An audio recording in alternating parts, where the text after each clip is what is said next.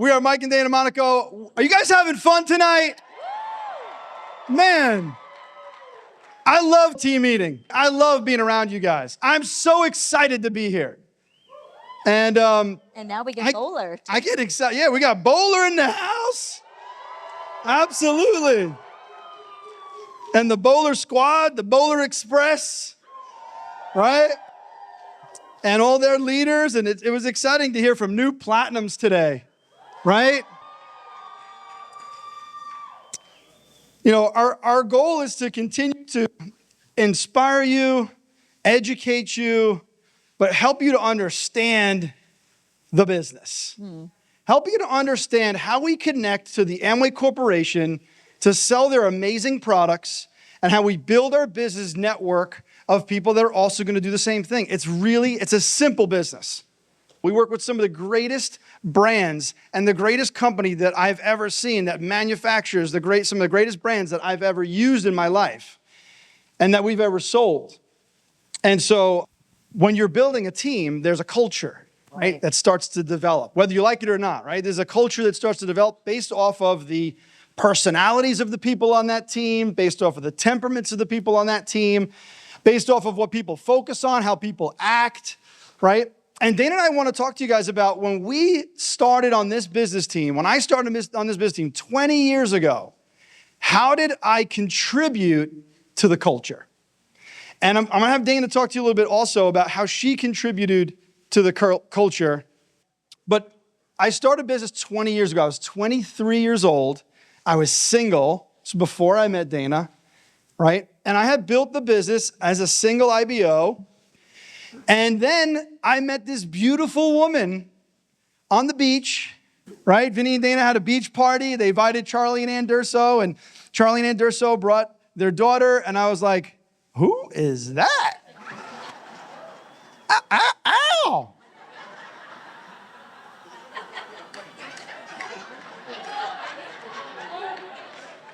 You know what I'm saying? And so we dated for 3.5 months, and I proposed to her because I figured I knew her parents. I knew their integrity. I knew how they lived. I knew everything about their lives from being in the business, right? From understanding who they were. So I was like, she's beautiful. If she's like her parents, I'm like, this is going to work out if she's not crazy. I didn't let him see crazy until the next year, you know? You got to put a ring on it first. So, you know, coming into the culture that he created, it was something that I had to recognize and respect, right? Because it was already established. And so even coming into this culture, right, you feel the vibe in the room. It's because of the best practices that Brian has talked about, you know, the culture that Vinny and Dana have created and the example that they've set. We respect what they've put in place and what's already been established. So coming onto his team, I might not have known why things were done at that time, but I didn't question in the sense of, I have a better way, right? I adapted to the culture of the team and recognized, hey, I might not understand everything, but I do respect it. And it might have been down to like the very little detail of how things were done. And trust me, there were details of how things were done, if you know Michael. But I respected that too. And I mastered the way that it was done first before I added my own little touch onto things. So I recognized too, like when I got into the business and came around the team and I would see how Michael ran his organization, I recognized that he was like a mini Vinny and duplicated exactly to the T how Vinny was with how he treated people, with how he served people, with sometimes even the things that he said and did for people. And I realized that he was just really good at emulating what Vinny has already established.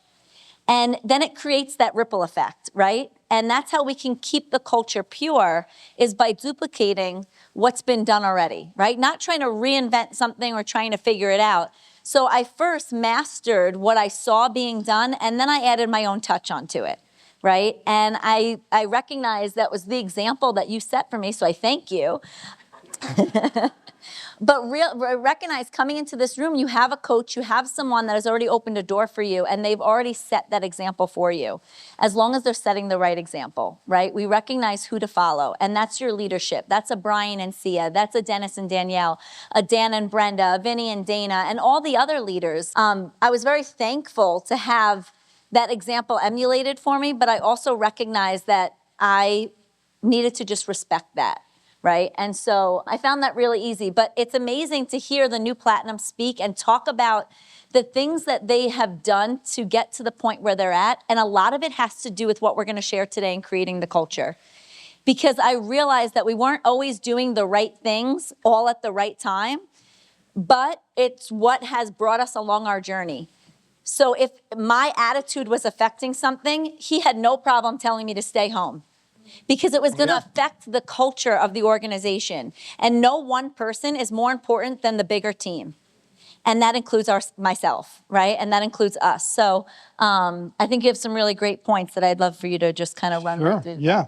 So as you start to be educated about Amway and about what we do and how we utilize a corporation so that we could build our businesses and be effective in our businesses, sometimes you're like the first person that they see, right? Like, you ever go into a building or you go into a company, a corporation, and there's a receptionist, right? And that receptionist, maybe they're in a good mood, maybe they're in a bad mood, right? Maybe they're nasty, right? Maybe they're like the best, the most bubbly, like best people to like interact with. It makes you feel a certain way when you get to that corporation, depending on the receptionist's attitude. Right. It's the reception that you feel, right? Sometimes we're the receptionist in our business. We're the first attitude that people see, hear, know, understand when it comes to the culture of the organization. Look, our kids, we have a pediatrician, great doctor, right? One time we were at the pediatrician's office, and the doctor said, "Well, how come you didn't just call?" And Dana goes, I couldn't get past the hyenas at the front desk. Because the front desk people are like, I don't even know what the adjective is. Fill in the blank. But it's hard to get past those people, right? And so you don't want to be that in your business, right? I never wanted to be that in my business. I wanted to give somebody a great reception and understanding from the beginning as to what we do and the culture of our team. So how did I add culture to the team that was existing? So number one, I wanted to be predictably positive and encouraging. Right. I realized that it wasn't my team, it was Vinny's team. And I wanted to be an asset to Vinny and his team. I wanted to walk through those doors and I wanted to be smiling and uplifting and shaking people's hands and encouraging and inspiring and motivating. And even when I was brand new, I was excited to be there, right? Sometimes people come through those doors and whatever they had going on before they got in those doors still shows on their face. And it's not sometimes the best situation, right? So I wanted to be predictably positive. How do you handle criticism or challenges from outside this room? You have some of you have family members or friends that might criticize you, or they might give you a challenge. They might give you an obstacle. And some of us have very weak mindset. And that first obstacle, we let it defeat us. Well, I got news for you. Obstacles are going to come in life. Yes. And if you let every little obstacle defeat you as to what you want to accomplish in your life, I don't believe that you'll ever accomplish the things that you want to accomplish in life. We have to learn how to overcome the obstacles, because those people right away, they're going to say, you're never going to be able to do it. And then when you're successful, as you grow in your business and you become successful, if you hit different levels in business, like a Nick and Emily, those same people that said, you'll never be able to, you know what they're going to say? I knew you could do it. I never doubted you. I knew it. But you got to get through the obstacles, the ups and downs, to get to where they say, I knew you could do it. Number 2, I always wanted to speak the vision of the leaders that were running the meetings. When I came into Vinny's meeting, Vinny had a vision. Vinny was accomplishing things. There were people breaking as brand new platinums. There was an organization that was developing. We had a battle cry. Woo. Dana and I continue to speak the vision of the leaders, right? That is part of the culture. Number 3, I valued unity. I valued unity and being unified, and it was an attitude of, how could I help? Mm-hmm. It didn't matter who it was. When we were at an event, it didn't matter who it was. If it was Brian and Sia's team or Dennis and Danielle's team, it didn't matter to me. It was, how can I help? I'm going to be a shining light in the organization. How can I help? Right? Team. Vinny says it all the time. TEAM. What does it stand for? Together, everyone achieves more. When we work together, we achieve more. In a country fair years ago, there were 2 horses, Clydesdale horses. Clydesdale horses pull the most amount of weight. They're the biggest horse that there is. Both prize horses, first and second place, one pulled 4,000 pounds, the other one pulled 4,500 pounds. They said, well, what do you think would happen if we put them both together? It's 8,500 pounds, right? Nope. They pulled 13,000 pounds together. Because working together, we could accomplish more. Yep. Being unified also means having multiple relationships with multiple upline. I also believe it's your responsibility to have the relationship with multiple upline, not just one that you think is good enough. A lot of you have a relationship with Dana and I. That's not good enough. We want you to have a relationship with Vinny and Dana. Yep. Multiple upline. Why? Well, it's important for us that Vinny and Dana get to know who you are, get to know that you're up and coming on our team, up and coming leaders, and that they can correct anything that maybe we have said incorrectly. Do you know over the years, because we're human beings, we say things incorrectly? Can you believe we did that, hon? Many times. And we still do it to this day, right?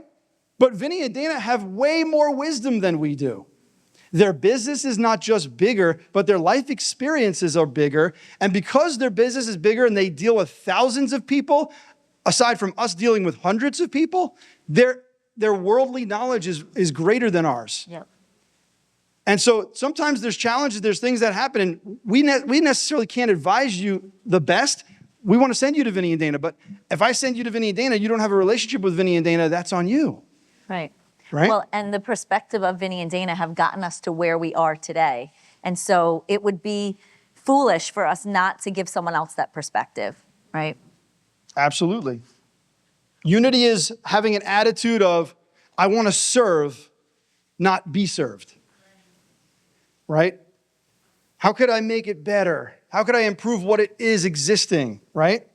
Number 4, I believe this is a winning culture. Yep. And I believe in order to contribute to a winning culture, you have to be winning. I believe to contribute to a winning culture, you have to be winning. What does winning mean? Because that means something different for everybody. Right. I believe what it really means is progress. I believe you should be making progress on a monthly basis, on a yearly basis. Because sometimes businesses go up and down, right? Just look at the stock market. It goes up and down every single day. That's business. Yep. Right? Our business does the same thing, goes up and down. Why? It goes up and down with your attitude. Doesn't your attitude go up and down? Right? So sometimes your business goes up and down. But a winning culture is your contribution to that winning culture is that you're winning, that you're getting coaching and that you're putting in effort. That you look around the room and you say, okay, who's putting in the most amount of effort? Can I match that effort? Or maybe I'm brand new. What effort can I put in as a brand new person?